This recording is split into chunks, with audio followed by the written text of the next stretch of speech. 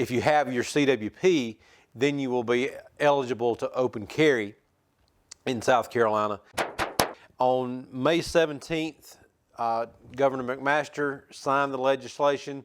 They put a 90-day wait period on that before the law becomes effective. So the law does not change until August 15th, 2021, open carry with training, which means if you have your CWP, then you will be eligible to open carry in South Carolina.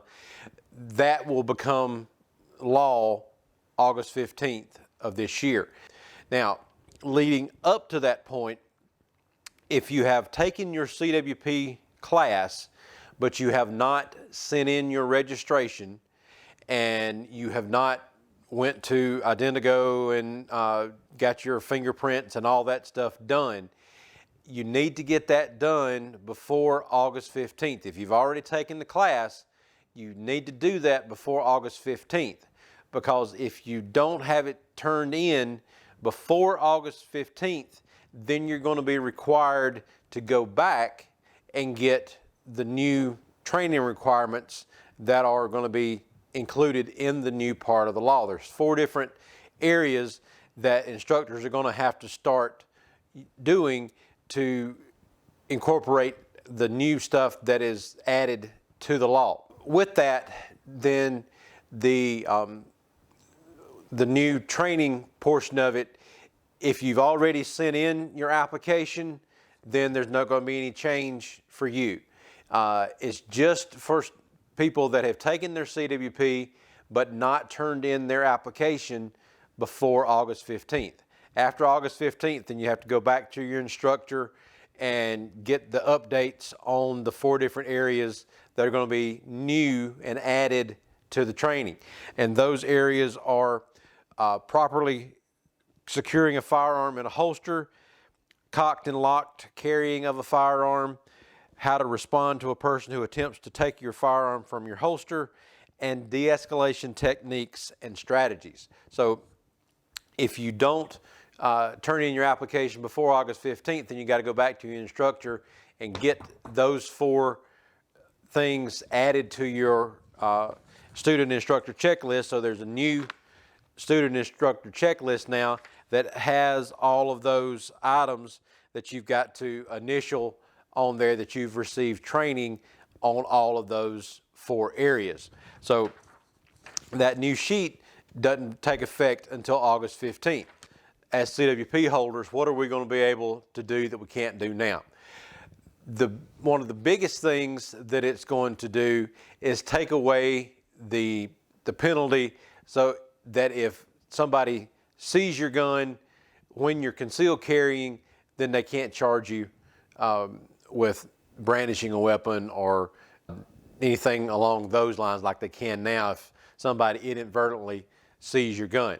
So now if I'm wearing an outside the waistband holster like I've got on here, and I reach up and the holster shows the gun, then at this point I am guilty of brandishing a weapon based on the way the law is written now.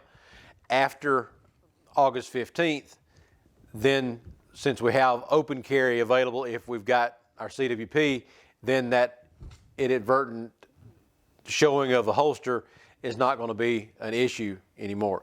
Now, whether you decide to open carry or still conceal carry is totally up to you at that point.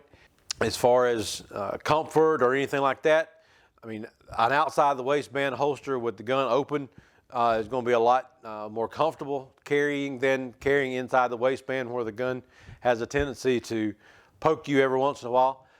So just take all that into consideration, and also take into consideration your work and environment that you're in all the time, whether or not somebody would cause you problems if you try to open carry where you work. And if your work is one of these places where they really are strict on guns and you try to conceal carry in there, then you're going to get yourself in trouble. Properly securing a firearm in a holster. So that first one is just talking about how to properly carry a gun in a holster in the open. So it's talking, you go through the different types of retention holsters, whether it's going to be like the Serpa holster that has the paddle that you have to press to be able to get the gun out of the holster, or it has the strap over the top of the gun holding the gun in, some type of level 1 type holster. Now, depending on the CWP instructor that you've had up to this point, some guys have already been talking about holsters. I know when I go through my class, we talk about holsters. We talk about level 0, which is the just open top holsters, nothing to really hold the gun in other than just the tightness of the leather or the exact fit of the kydex. And then we also get into the level 1 type holsters that have the retention in there. And that's going to be part of the requirements now, going through those things and talking about the different types of holsters and how to make sure you properly secure your gun when you're carrying openly so that somebody can't walk by and try to grab your gun out of your holster. The second one is cocked and locked carrying of a firearm. Now, in most cases, that's just going to be applied to 1911 style guns, because that's really the ones that you would consider being cocked and locked.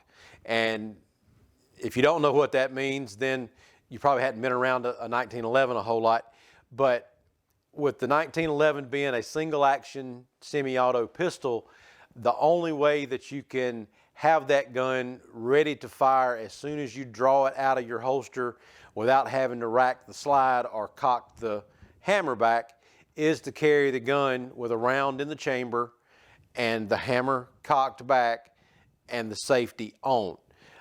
So if you don't have the mechanical safeties involved with a 1911 style pistol and you carry that gun with the hammer back, this is a little more dangerous than if you carry it in the cocked and locked position, where you have all the mechanical safeties in place to keep that gun from accidentally discharging if something just hits the gun while you've got it on your body. That would jar the hammer and possibly cause it to drop. So that's what cocked and locked is. So the instructors are going to have to be going through and talking about that as far as how to properly carry cocked and locked if you're going to be carrying a 1911 style handgun. Now, a lot of other guns that you carry are not necessarily going to fall into the cocked and locked position, but you're still going to be carrying them basically kind of in that position because you've got a round in the chamber and the gun's ready to go as soon as you pull it out of the holster. Most striker fired guns you carry that way, and a lot of them don't have safeties that you have to disengage when you draw them out of the holster. So it's just the fact of the trigger press or some other safety, maybe a grip safety or a trigger safety that's involved with the striker fire pistols that's going to keep it from accidentally discharging. Now the next thing on the list that you got to get training on now would be how to respond to a person who attempts to take your firearm from your holster. So instructors are going to have to start going through the techniques to get people not to try to steal your firearm, and whether or not that is a big problem in areas that have open carry now. You don't really hear that much about somebody trying to take your firearm when you're open carrying, but there's always the possibility that that could happen. So what you have to get the training on at that point is just, again, proper holsters that's going to keep the gun from being able to just be slid out of the holster without any thing resisting it.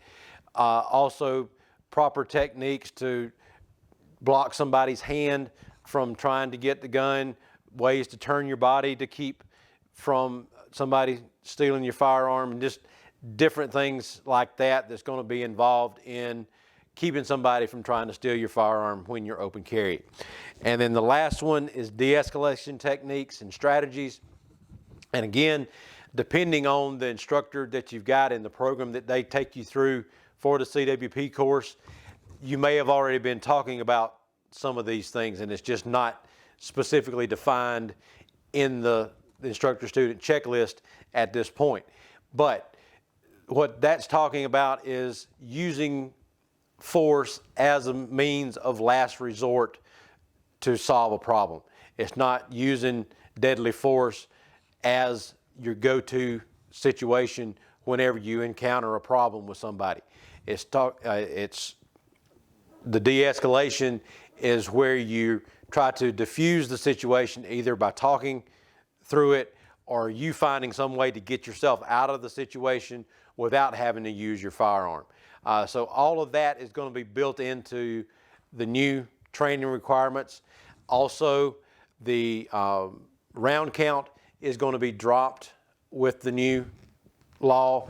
It's going to be a minimum of 25 rounds now instead of 50, but the instructor does have the right, if you want to say, to be able to say whether or not the student can pass with just 25, based on the instructor's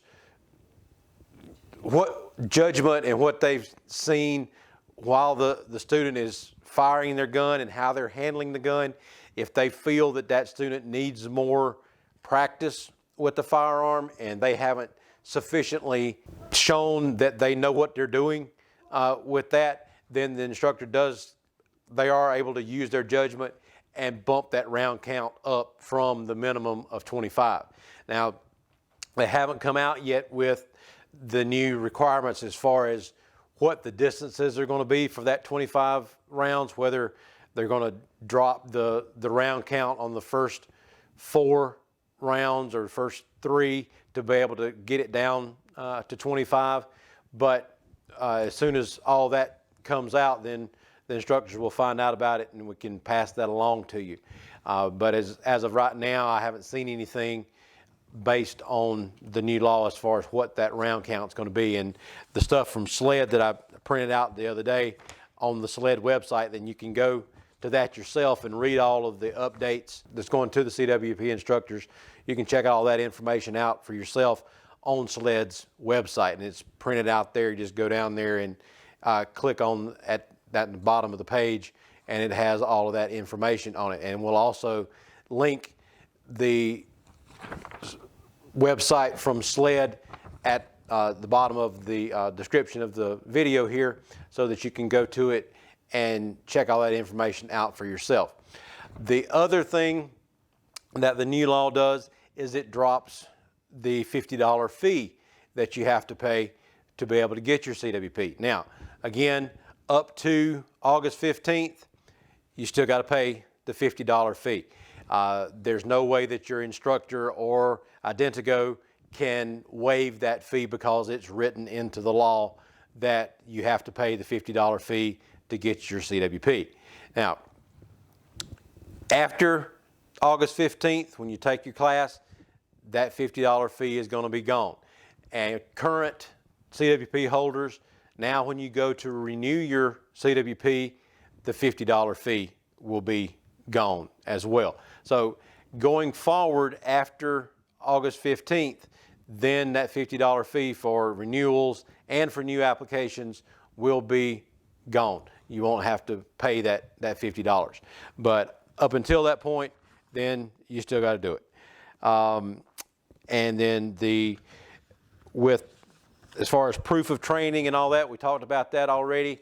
You can use your current student instructor checklist as your proof of training, and it's good up until August 15th. After that, you got to get the new one. So that's the major differences between what we're doing now as far as classes for CWP and then what we'll be doing after August 15th. And they've already told the instructors, and it's in these memos that they send out, that if you want to go ahead and start including this new stuff in your training, then that's certainly okay with them. but it's not going to be required until August 15th. And they also have not put out a new test yet showing the differences with the new law. So I imagine there's going to be a change in the test itself, the written test that you have to take to reflect these new additions to the law, because there's going to be some questions in there that are going to be affected as far as what the answer is going to be based on what the new law is. So check out doubleeaglegunworks.com for more information, and like and subscribe down at the bottom. We'll talk to you later. Thanks.